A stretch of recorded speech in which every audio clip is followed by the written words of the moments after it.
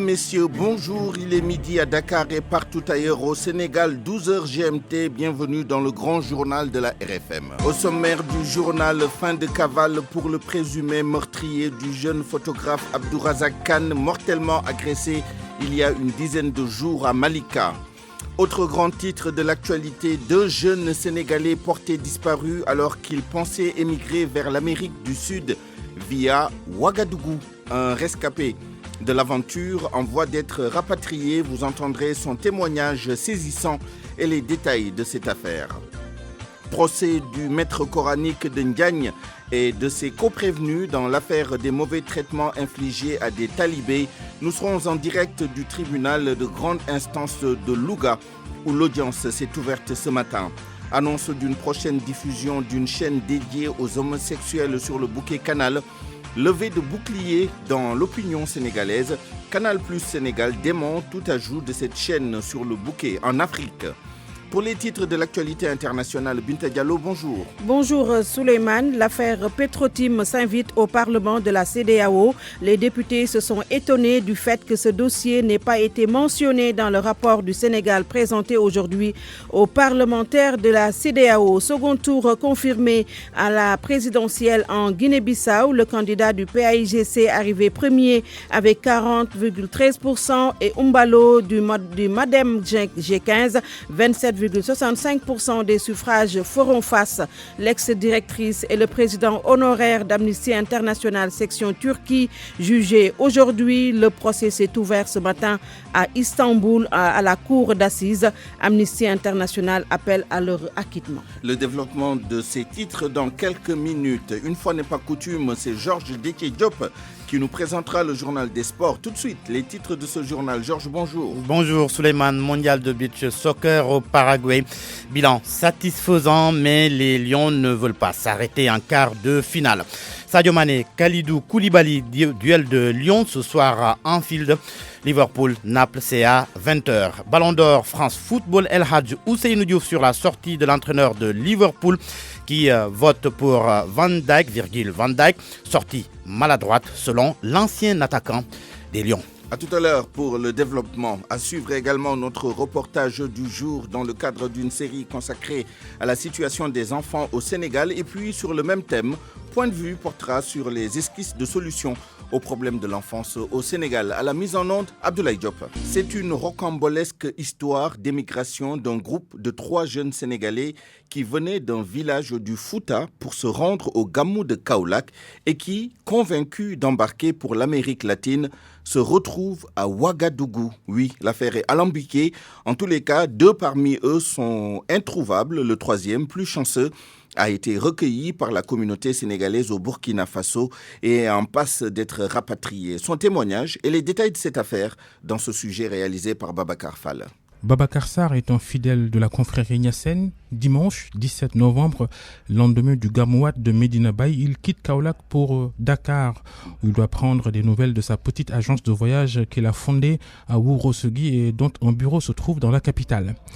C'est là qu'il reçoit le fameux coup de fil qui fait basculer tout.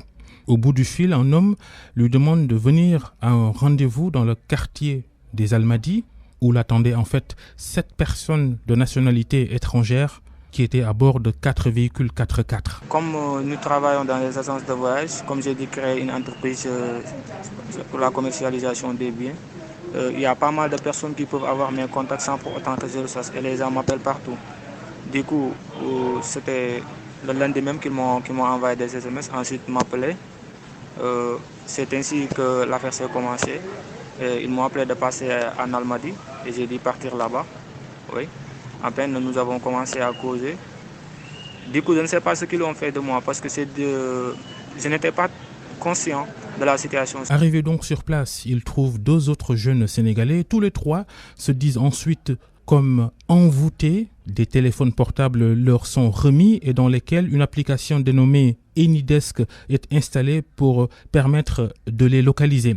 De là, ils se rendent à la gare routière des Beaux-Maraîchers pour prendre un bus pour le Burkina Faso. Les 7 individus qui les ont convoyés ne voyagent pas avec eux. Ils sont restés dans leur véhicule et ont suivi le bus jusqu'à Bamako pour une escale de quelques heures. Une fois à Ouagadougou, Babacar retrouve ses esprits pour s'évader de l'hôtel où ils étaient descendus. Dimanche nuit, c'est à partir de 3 heures. Parce que j'étais en train de dormir, c'est à partir de 3 heures. Je ne sais pas ce qui m'a fait lever. Du coup, comme si c'était un cauchemar, entre autres, je me suis levé et j'ai commencé à pleurer. À dire pourquoi je suis, entre autres. Et j'ai dû sortir. Ensuite, prendre, comme je ne connais pas les quartiers, prendre certaines voies pour pouvoir casser quelque part. Ensuite, jeter les trucs qu'il m'avait donnés, entre autres. Le téléphone qu'il m'avait donné et autres. Ensuite, à 6 heures, comme le soleil au moment où le soleil se levait, c'est à 6 heures, j'ai dû prendre la grande voie. Ouais. Ensuite, pour pouvoir essayer de demander aux Burkinabés et les gens à qui se rencontrent dans les rues, là où se trouve l'ambassade du Sénégal, ou bien s'ils ne connaissent pas des Sénégalais ici. Et c'est un jeune Burkinabé qui l'a aidé à prendre contact avec l'association des Sénégalais. Mais avant, Babacar Sarr, qui n'avait plus de papier sur lui, a été gardé dans un commissariat de police de Ouagadougou pour raison de sécurité, pour éviter que ses bourreaux ne retrouvent sa trace.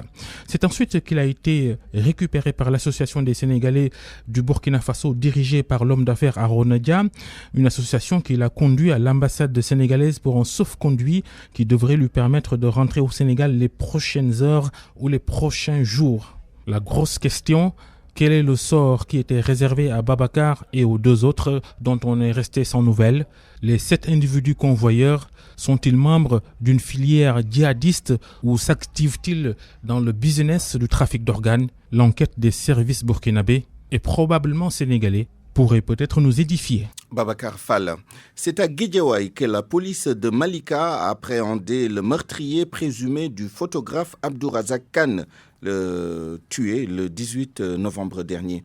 L'homme et le receleur du téléphone volé lors de l'agression mortelle devraient être déférés au parquet ce mercredi. Les détails avec vous, Salif Sow. Le meurtrier présumé de Abdourazak Khan fera face au procureur aujourd'hui. Il a été appréhendé à Guédiawaye par les éléments de la police de Malika. Son complice, quant à lui, bien identifié et localisé. Son arrestation est imminente, renseigne une source bien au fait du dossier. À l'image du meurtrier supposé, un receleur aussi a été mis aux arrêts. Lui sera déféré au parquet dans la journée.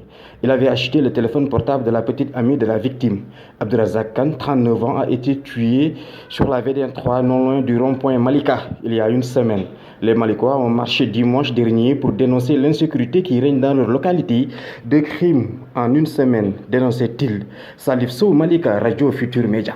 Rendons-nous maintenant au tribunal de grande instance de Louga. C'est aujourd'hui que sont jugés le maître coranique de Ndiagne et ses coprévenus pour mauvais traitement infligés à des pensionnaires de son Dara. En direct donc avec nous, Abraham Paul Pouy, bonjour.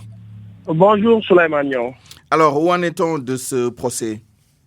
Oui, le procès se déroule toujours. C'est à vers 10h10 que le président du tribunal est arrivé dans la salle. Après son installation, il a appelé les mises en cause à la barre. Le premier à répondre est Serigne Cheikhouna Gueye dit Khadim, le maître coranique. Il a reconnu les faits, mais il a déclaré que les enfants ont été menottés sous instruction des parents. Il a même ajouté que des fois, c'est les parents qui menottent les enfants talibés et les amènent au Dara, à l'école coranique. Pour les autres accusés, ils ont tous reconnu les faits, mais à chaque fois, ils parlent d'avoir agi par ignorance, ils regrettent leurs gestes. Les parents des enfants se sont défendus en disant que tout ce qu'ils voulaient en agissant ainsi est de pousser les enfants à apprendre le Coran, à connaître les principes de l'islam, mais surtout à les empêcher de fuguer comme ils ont l'habitude de le faire. Un des parents a même déclaré « Nous aimons nos enfants ».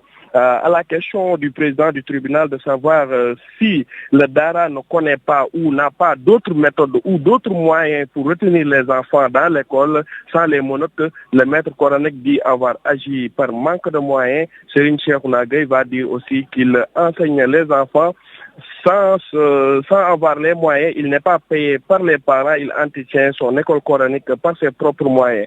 Actuellement, nous sommes à la plaidoirie des avocats. des avocats des accusés et nous y reviendrons. Juste dire que Souleymane Niang, Oui. les talibés mourides sont venus nombreux au tribunal de Louga pour soutenir les mises en cause. Ils sont poursuivis pour avoir exercé des violences et voies de fait sur des enfants de moins de 15 ans, mise en danger et complicité Souleymane Niang. Merci Abraham Paul Pouy. Vous nous tiendrez informés du déroulement de ce procès dans les prochaines heures. Il est 12h11. RFM, la radio de toute l'actualité. Le groupe Canal+ lance aujourd'hui sur son bouquet une nouvelle chaîne dédiée aux LGBT, lesbians, gays, bisexuals and transsexuals. Mais le directeur général de Canal+ Sénégal précise que l'Afrique est totalement exclue pour cette chaîne. Toutefois, l'organisation islamique Jamra compte rester vigilante pour éviter la diffusion de cette chaîne au Sénégal.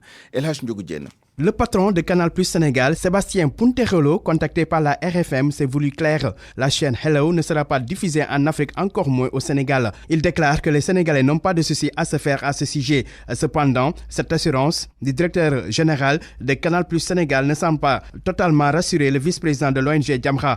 Pour Mame Mactar Gueye, la vigilance sera de mise parce que la chaîne de télévision française les a habitués à des volte-face. Nous prenons l'information avec des pincettes. Parce que c'est ce que Canal nous avait dit en l'an 2000 en ce qui concerne la série pornographique Confession érotique.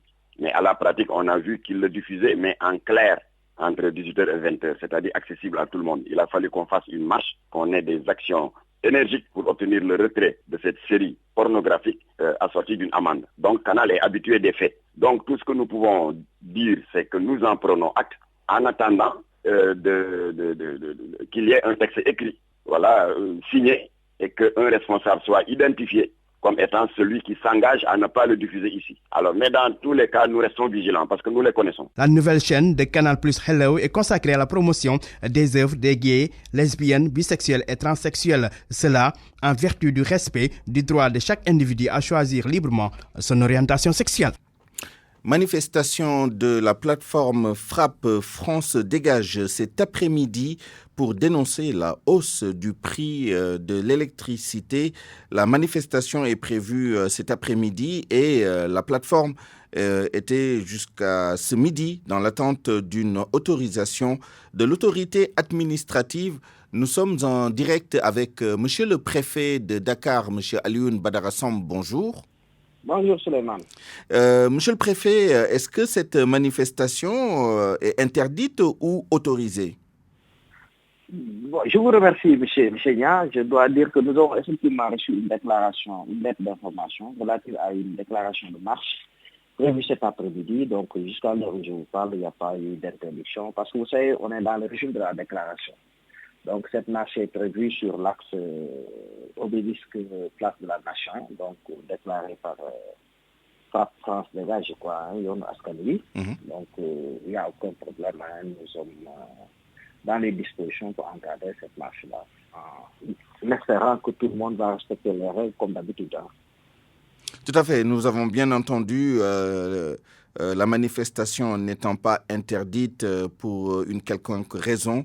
Vu le régime de la déclaration, cela veut dire qu'elle est pas interdite, donc elle est autorisée, disons. Voilà. Merci, monsieur le préfet, pour le temps que vous nous avez consacré pour clarifier ce point.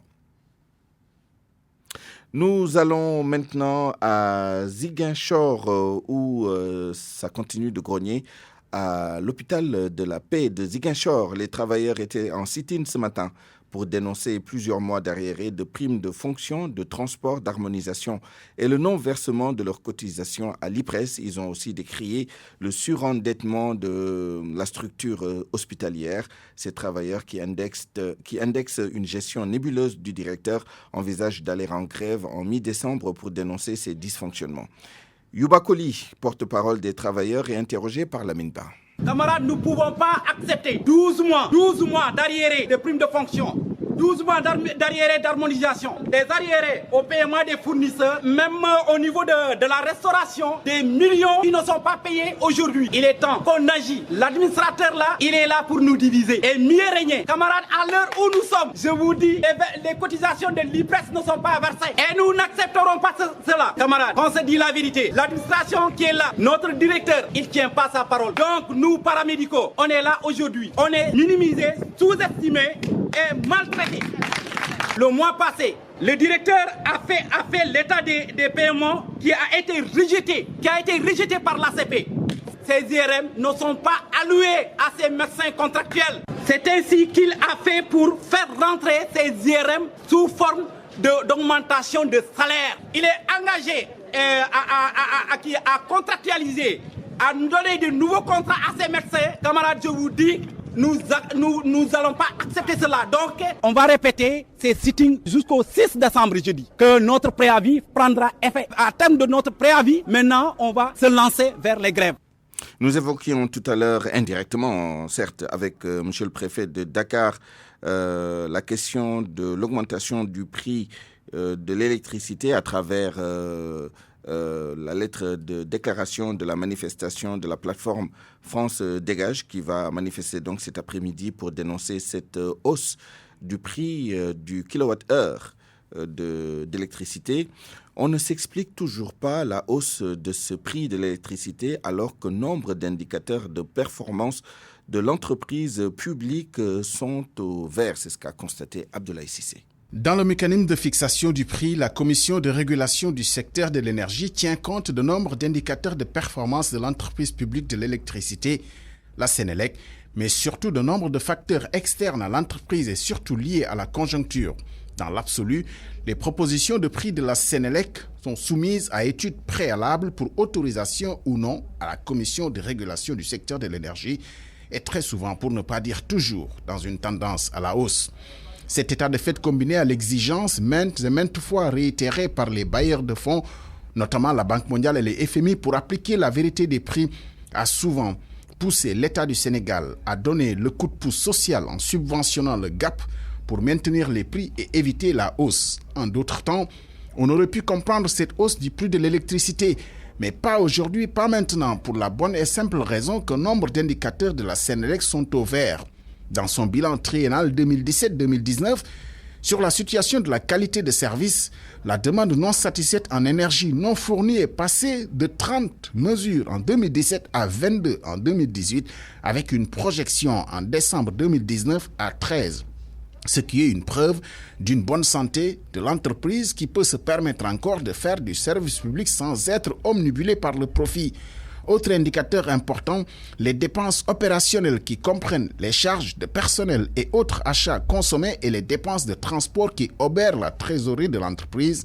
La tendance est à la baisse à la limite de la maîtrise des dépenses. Elle passe de 102 milliards à 96 milliards dans l'objectif triennal. Alors, incongruité dans la politique tarifaire avec cette tendance haussière? Oui, une seule explication, l'État qui cherche à rattraper sa facture car au final, les subventions des années de vache maigre ont coûté très très cher au portefeuille de l'État. Bonjour Binta Diallo. Bonjour Souleymane. L'affaire Petrotim s'invite au Parlement de la CEDEAO. C'était ce matin lors de la présentation du rapport 2019 du Sénégal aux parlementaires de la CEDEAO. Les députés de l'organisation sous-régionale se sont étonnés du fait que l'affaire Petrotim n'ait pas été mentionnée dans le rapport. En ligne d'Abuja, notre envoyé spécial Fama John. Mu nekk ab rapport bu ñuy présenté jëm ci jéego. Nous voulons la version française sur cette présentation du rapport 2019 du Sénégal aux parlementaires de la CEDEAO, l'affaire Petrotim qui n'a pas été évoquée et qui a étonné les parlementaires de l'organisation sous-régionale. Nous allons y revenir dans un instant. En attendant d'y revenir, il y aura un second tour à la présidentielle en Guinée-Bissau. Et le second tour, Souleymane va opposer le candidat du PAIGC, Pereira, arrivé premier avec 40,13%, à Umbalo du Madem G15, 27,65% des suffrages. Noah Mankali, la CNE vient de proclamer les résultats officiels provisoires de la présidentielle. Noamankali qui n'est pas en place pour l'instant non plus. Le Maroc va fabriquer désormais ses véhicules à hauteur de 80%. Et ce sera dans les 3 années à venir. Le royaume chérifien a signé un partenariat avec le groupe français PSA. Le Maroc ambitionne de fabriquer des véhicules avec 80% de son parc automobile. Le ministre de l'Industrie, du Commerce et de l'Investissement, Moulay Hafid El Alami, au micro de Khadim Baye à Casablanca. Le secteur automobile est en train de monter en puissance et en capacité et nous arrivons aujourd'hui à passer à une deuxième étape de contrôle, d'essai et d'innovation que nos constructeurs, nos équipementiers implantés au Maroc, qui dans le secteur automobile dépassent aujourd'hui les 250 et souhaitent valider, vérifier, tester, essayer l'ensemble de leur production au Maroc, au niveau du Royaume, avant leur utilisation soit au Maroc ou à l'export. Et ces centres qui sont déjà équipés d'un certain niveau, nous allons les accompagner pour monter en gamme davantage sur les 3 prochaines années, de façon à avoir l'ensemble des tests ici au Maroc.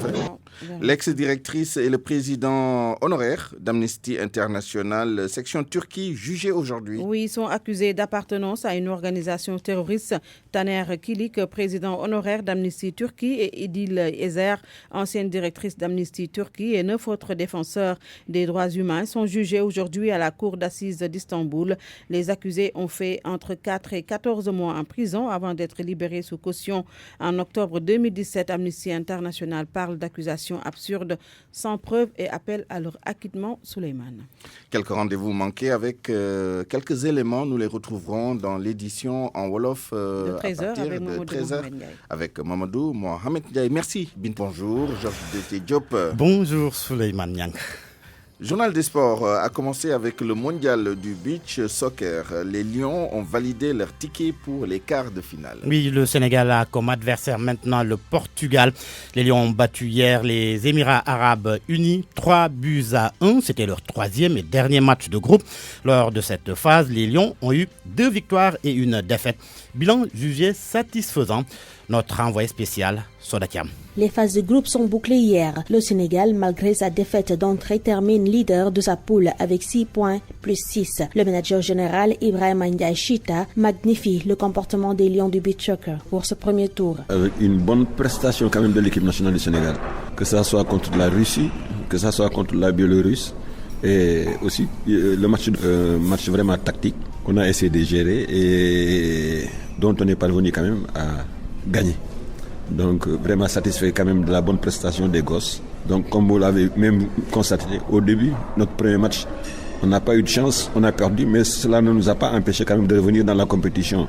Ça, moi, je dis bravo. En dehors du bilan positif du premier tour, selon Ibrahima Ndiaye Chita, le Sénégal fait parler de lui à l'échelle mondiale. Il estime aussi que les Lions n'ont rien à envier aux autres nations. Moi, je ne vois pas qu'il y a une différence. On ne le sent plus, que ce soit au niveau des autres et même au niveau de particulièrement le Sénégal. Je ne vois pas de différence. Que ça soit dans tous les domaines. Ça prouve que aussi la préparation aussi a beaucoup compté sur la prestation de l'équipe. Lors de ce premier tour, seul le Japon et le tenant du titre, le Brésil, ont fait un carton plein. Le Brésil reste l'équipe la plus prolifique avec 29 réalisations contre 11 encaissées. Pour ce premier tour également, le meilleur buteur est l'Italien Gabriel Gori avec 13 buts. Le Sénégalais Mamour Diagne reste à la 4e place avec 6 réalisations. Sodatiam, Asunción, Paraguay, Radio Futur Média. Retour à Dakar, Ballon d'Or France Football. Le vainqueur sera connu lundi prochain. Et voilà qu'une sortie de l'entraîneur de Liverpool fait débat. Jürgen Klopp écarte Sadio Mané et plaide pour Lionel Messi. Et Virgil van Dijk, l'entraîneur des Reds, a déclaré, je le cite, « Si vous donnez le Ballon d'Or au meilleur joueur de cette génération, donnez-le toujours à Messi si on le donne au meilleur de la saison dernière. » C'est Virgil van Dijk. Réaction de El Hadji Ousseynou Diouf, l'ancien attaquant des Lions, pas d'accord, parle de sortie maladroite. Si c'est vraiment l'entraîneur qui a dit ça, il a été vraiment maladroit parce que Sadio le mérite autant que Vandaï, et l'entraîneur aujourd'hui, il se devait de les protéger les deux et au moins de leur donner la chance de gagner. J'étais étonné d'entendre ça. Je crois que aujourd'hui, ce que Sadio montre, aujourd'hui, on doit même protéger, j'aime bien Vandaï comme joueur, mais on doit protéger l'attaquant, et Sadio devrait plus être protégé par son entraîneur. Mais l'entraîneur, il dit que ce qu'il pense, mais aujourd'hui, on sait que le point fort de Liverpool, c'est son attaque. C'est vrai qu'il marque moins de buts, mais si Liverpool a été champion, la défense était très forte, mais l'attaque était incroyable. Que ce soit Firmino, Salah ou Sadio. Est-ce que cette sortie ne risque pas d'avoir des conséquences dans le vestiaire? Dans le vestiaire, je dirais non, parce que les joueurs, les professionnels, ils ne s'attardent pas sur des détails.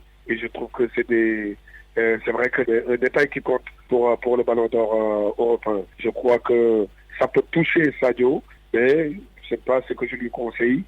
Il a un entraîneur qui l'aime, qui le fait jouer parce que rien ne l'interdit de le mettre sur le banc. Aujourd'hui, si Sadio Mané est devenu le joueur qu'il est, c'est grâce à son entraîneur aussi. Il faut penser à ça. Ligue européenne des champions, la suite de la 5e journée avec un duel de Lyon. Sadio Mané contre Kalidou Koulibaly, Liverpool-Naples à 20h. Pour le compte du groupe E, les Reds occupent la première place avec 9 points suivis de Naples, 8 points. Dans la même poule et à la même heure, Racing Genk, Salzbourg. Dans le groupe F, FC Barcelone, Borussia Dortmund, Slavia Prague Inter, Milan. Dans le groupe G, Lyon rend visite à Zénith Saint-Pétersbourg. Leipzig accueille Benfica dans le groupe H. Valence Chelsea à 17h55. Lille Ajax Amsterdam à 20h.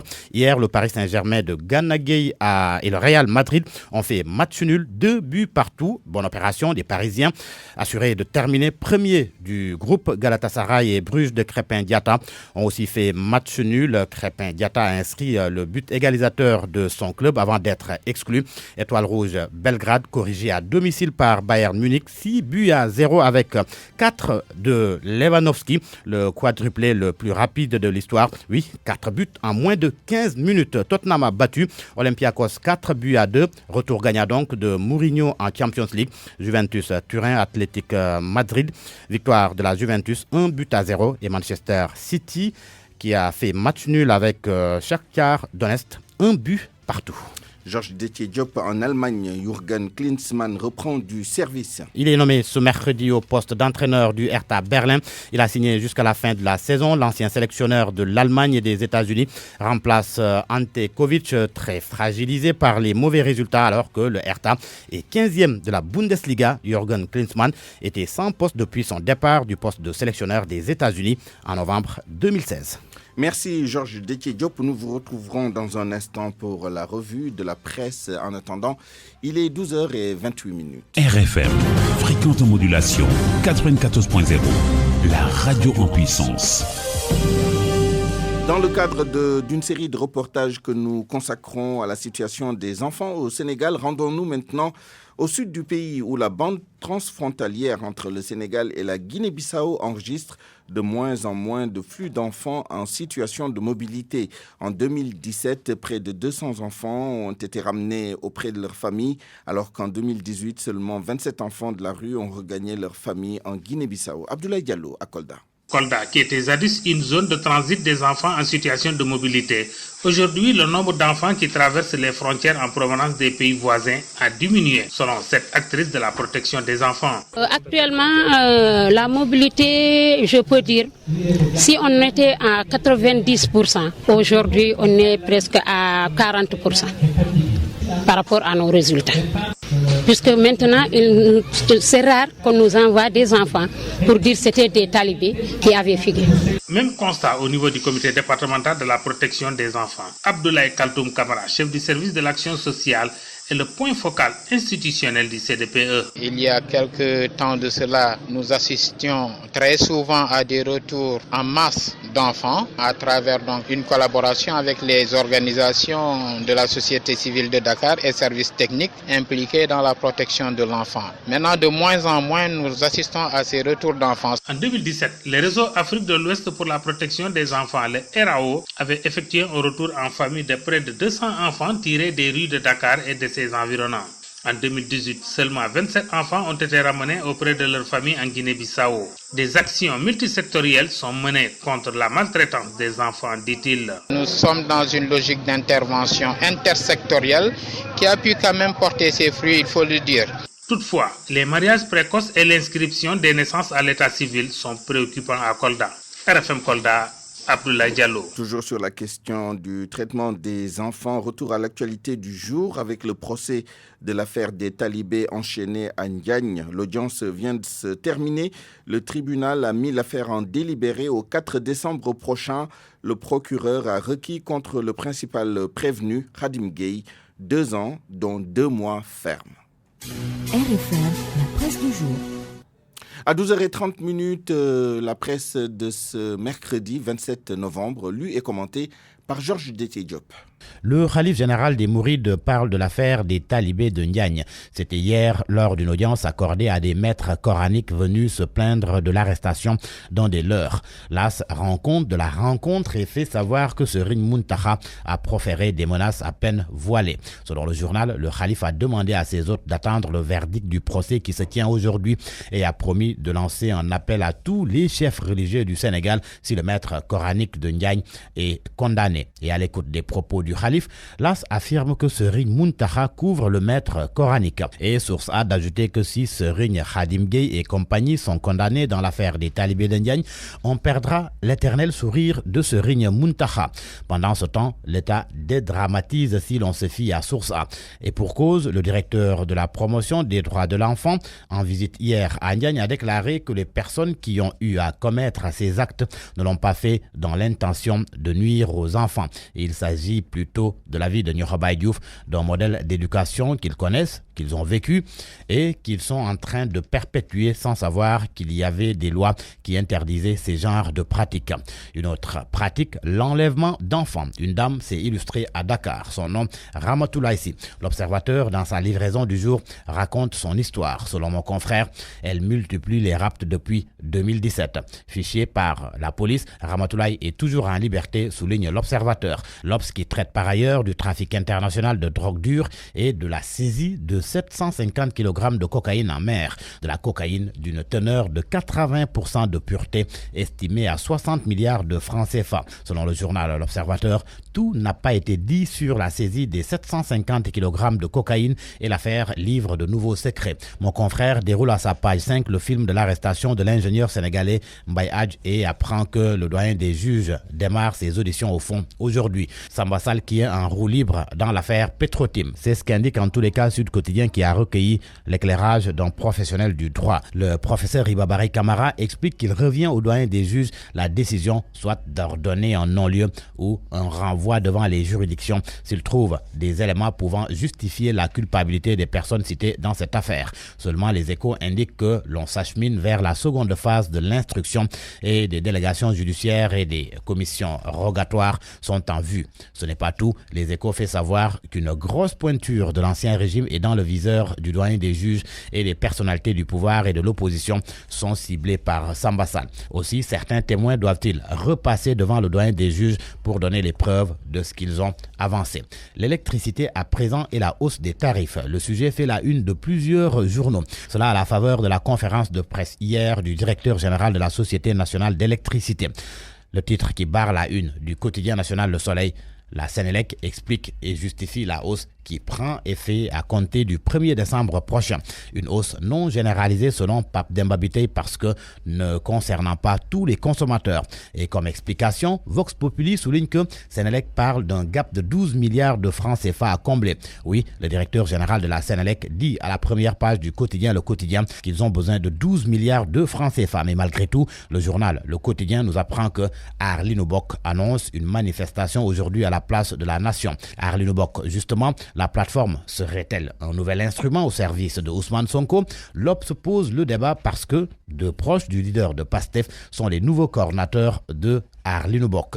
À la une de Libération, un rapport d'audit pointe un carnage financier, 5 milliards de francs CFA portés disparus à Star Oil. L'actionnaire principal a porté plainte devant la division des investigations criminelles après avoir démis Birahim Diop et Demba Diop Diagne de leur poste de directeur général et de directeur général adjoint.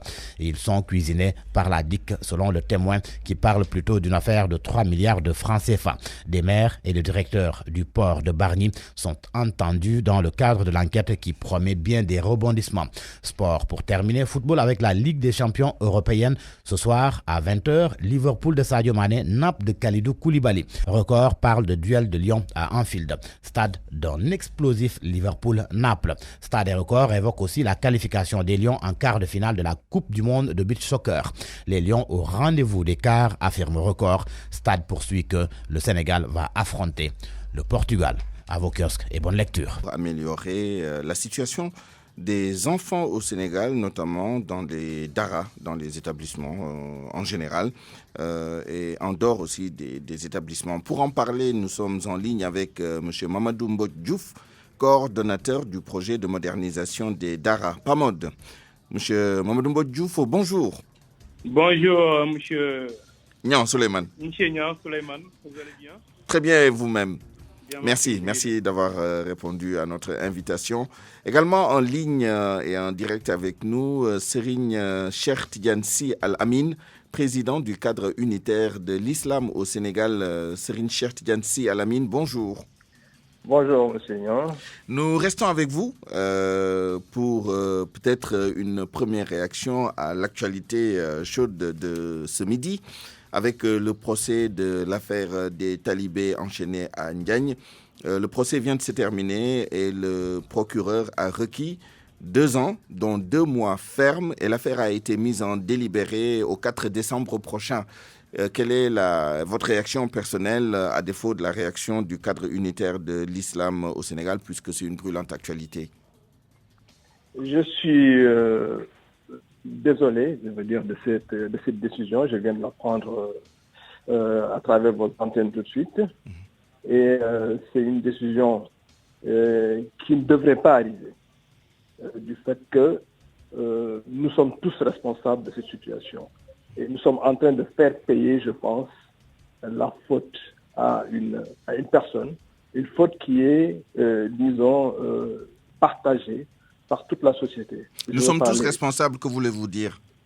C'est l'enseignement coranique en général qui a la prise en charge de l'enseignement coranique qui a fait défaut dans ce pays depuis les indépendances, où nous avons eu un enseignement privilégié, qui est l'enseignement général, pris en charge par l'État, par nos impôts, et un enseignement coranique qui est une demande sociale, une demande populaire, mais qui n'est pas prise en charge par les États et qui est laissée entre les mains d'un privé qui n'a pas les moyens de le prendre en charge. Et c'est pourquoi je dis que nous sommes tous responsables, nous en tant que religieux d'abord, parce que nous n'avons peut-être pas mis en place les schémas qui puissent nous permettre de prendre en charge ce type d'enseignement, l'État qui devrait mettre en place les moyens pour pouvoir prendre en charge cet enseignement, mais la société aussi.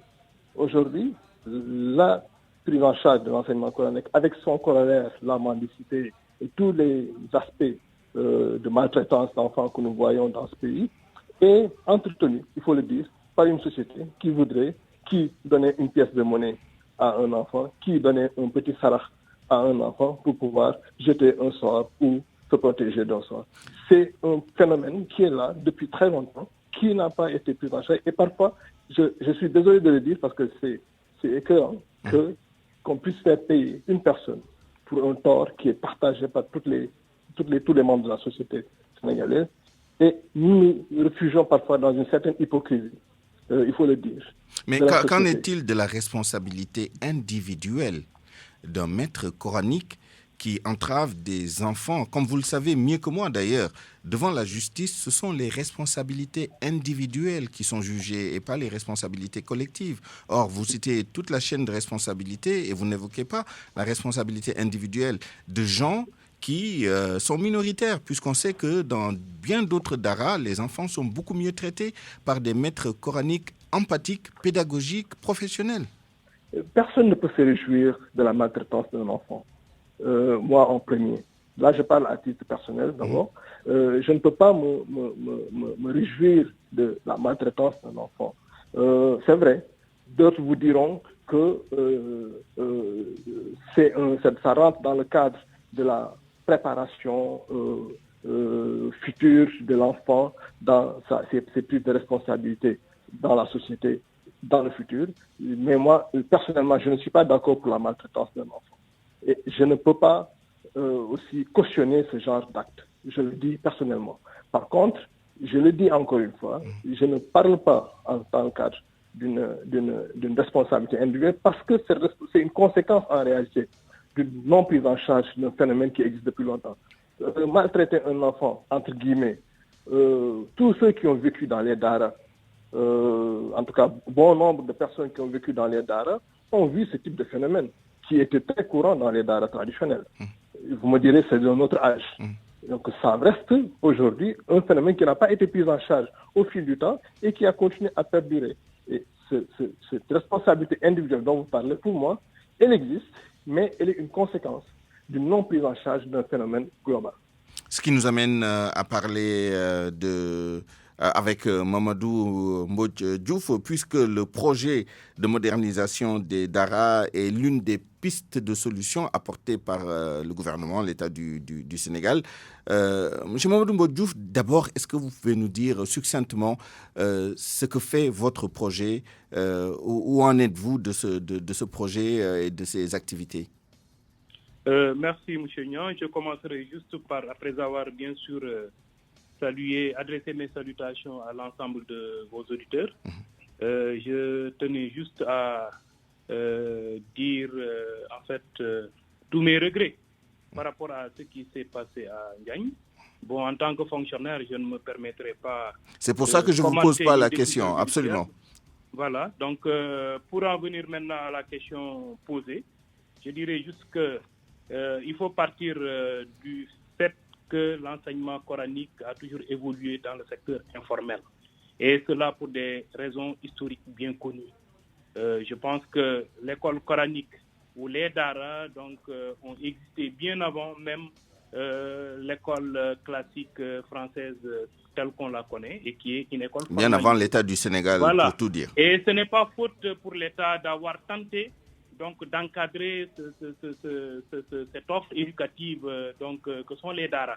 Mais vous comprendrez aussi qu'il y a eu des réticences qui sont liées à des raisons historiques, traditionnelles, qui ont fait que l'État n'a jamais pu, en tout cas jusqu'à un passé très très très récent, en tout cas s'immiscer dans le modèle d'enseignement coranique traditionnel tel que nous le connaissons dans les daras. Bon, à un moment donné, je pense qu'il a fallu quand même prendre le taureau par les cornes, mais cela devait passer par l'adhésion de tous les acteurs du sous-secteur des daras à ce processus de modernisation et de développement des écoles coraniques. Le principe est bien compris. Maintenant, concrètement, qu'est-ce que fait votre projet ou plus globalement, que fait le ministère de l'Éducation nationale ou l'État du Sénégal en général pour justement répondre aux récriminations des acteurs de l'éducation coranique qui disent que ce sont les parents pauvres de l'éducation au Sénégal et que les ressources sont prioritairement injectées vers l'éducation formelle française, etc. et que l'éducation coranique ne reçoit pas les subsides de l'État pour justement améliorer le sort des enfants dans les daras. Oui, une fois évoqué peut-être les raisons qui ont fait que l'État a tardé à prendre le taureau par les cornes, je dirais tout simplement que ce projet s'inscrit dans le cadre de la diversification de l'offre éducative par les daras, qui consiste dans l'amélioration de l'accès, à savoir le cadre, tout ce qui concerne les constructions, les bâtiments, les édifices scolaires, sur lesquels ou dans lesquels devront se dérouler les enseignements coraniques.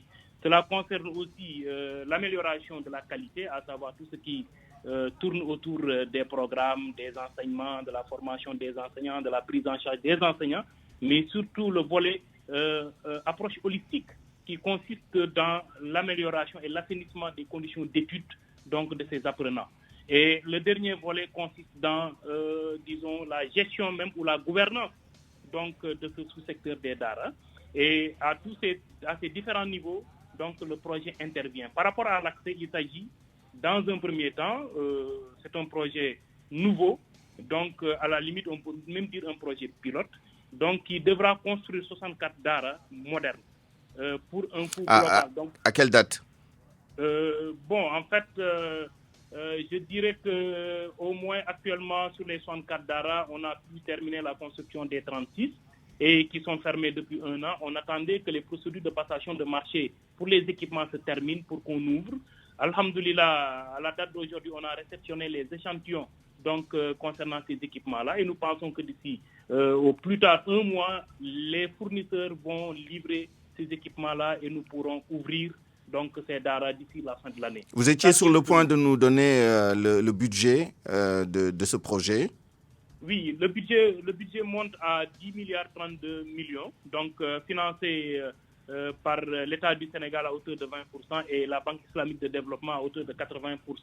Et je voulais juste ajouter qu'à côté de ces 2 volets accès et qualité, la pérennisation, donc le projet aussi œuvre pour la pérennisation du financement de ces Dara-là à travers la mise en place d'un WAF, qui est une fondation, disons, islamique, qui consiste dans la construction d'un immeuble au standing en centre-ville, donc à la rue Amadou Akandoy, Angle Guyard. Et ce sera un immeuble à de rapport qui permettra de financer et sur la durée. C'est la pérennisation qui importe. Absolument. Nous avons... ne sert à rien de construire, de remettre les clés aux Borom Dara et de les laisser à eux-mêmes. C'est bien compris. Malheureusement, nous n'avons pas le temps de parcourir toute la logique d'intervention de ce projet, mais nous avons compris l'essentiel. Il y a des Dara modernes qui sont en cours de finalisation. Il y en a 34 sur une soixantaine.